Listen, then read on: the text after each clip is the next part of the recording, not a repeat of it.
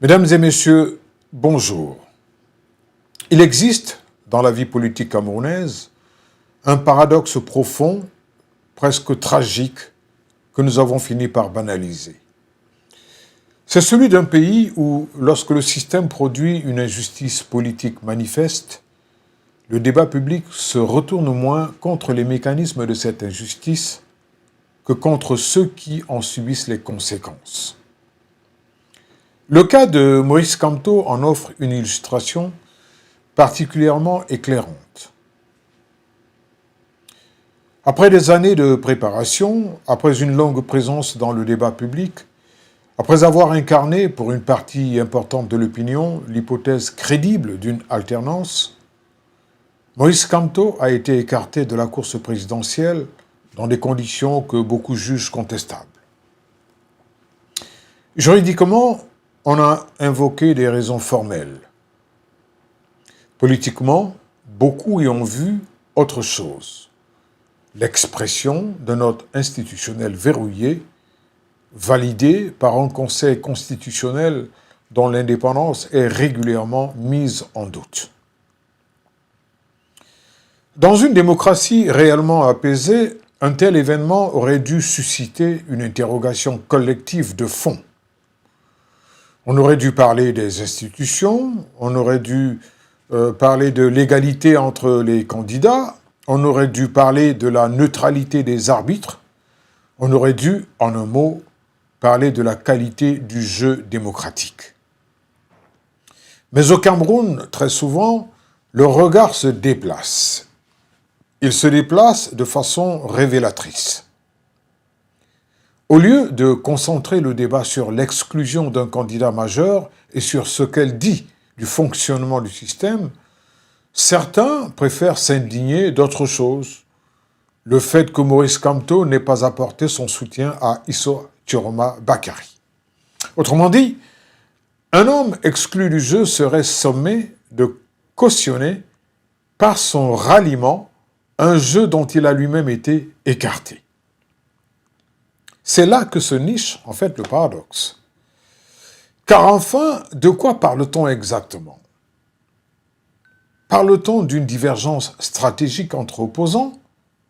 Très bien, cela peut se discuter. Parle-t-on d'erreurs de calcul politique? Pourquoi pas?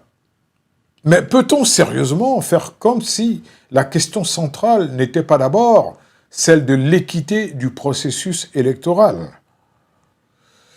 On peut ne pas partager les choix de Moïse Kamto, on peut critiquer sa ligne, sa méthode, son positionnement. C'est légitime. C'est même normal dans une démocratie. Mais faire de lui le centre du reproche au moment même où les conditions de son exclusion devraient interroger toute la nation revient à inverser l'ordre des responsabilités. Et cette inversion n'est pas anodine. Elle révèle une pathologie du débat public camerounais. La difficulté à distinguer l'essentiel de l'accessoire. L'essentiel ici, c'est l'existence d'un système politique dans lequel l'accès à la compétition semble moins garanti par le droit que filtré par le rapport de force. L'accessoire, ce sont les querelles périphériques que ce système encourage indirectement parce qu'elles dispersent l'indignation et fragmentent l'opposition. En réalité, les régimes qui durent longtemps ne se maintiennent pas seulement par la puissance administrative, juridique ou sécuritaire. Ils se maintiennent aussi par une chose plus subtile, la désorientation du regard citoyen. Ils prospèrent lorsque les citoyens cessent de viser la structure du problème pour se perdre dans des conséquences secondaires. Ils gagnent lorsque la colère se détourne du centre de gravité du pouvoir pour aller se fixer sur des rivalités entre exclus, sur des maladresses des opposants ou sur des frustrations du moment. Pendant ce temps, le système lui demeure intact. C'est peut-être cela, au fond, le véritable génie des pouvoirs installés. Parvenir à faire en sorte qu'on en discute davantage du comportement de ceux qui sont empêchés que du pouvoir de ceux qui en pêchent. Que l'on scrute davantage les silences des opposants que les mécanismes de leur neutralisation.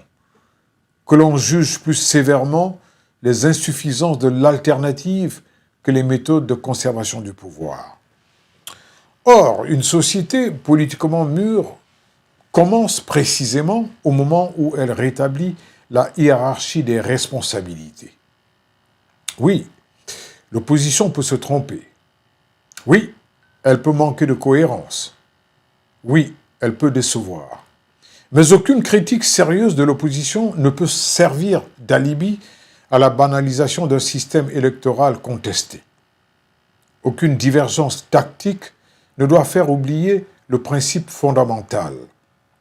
Sans compétition réellement ouverte, il n'y a pas de démocratie authentique, il n'y a que la gestion organisée de son apparence. Le paradoxe camerounais, c'est donc ceci. Au lieu d'interroger en priorité ceux qui verrouillent, on somme sans cesse ceux qui sont verrouillés de mieux se comporter. Au lieu de s'attaquer à la proie, on poursuit l'ombre. Au lieu de penser le système, on moralise les réactions de ses victimes. Et tant que cette confusion persistera, le pouvoir aura toujours une longueur d'avance. Parce qu'un système n'a pas besoin d'être unanimement aimé pour durer. Il lui suffit que ses adversaires, et parfois même l'opinion, se trompent continuellement de cible. Le Cameroun mérite mieux que ce renversement du réel. Il mérite un débat public lucide, hiérarchisé, exigeant. Un débat capable de comprendre que la question principale n'est pas de savoir pourquoi tel opposant n'a pas soutenu tel autre, mais pourquoi dans ce pays des candidatures majeures peuvent être écartées sans provoquer une crise morale nationale. C'est à partir de cette lucidité-là que peut naître une conscience politique véritable. Et c'est peut-être seulement à ce prix, et à ce prix seulement, que le Cameroun cessera un jour de combattre l'ombre pendant que la proie lui échappe. Je vous remercie. Wasaf, c'est Watansi sans fil. Wasaf, c'est du journalisme un cran au-dessus. Oh, il le fait sans filtre. Suivez-moi à Wasaf.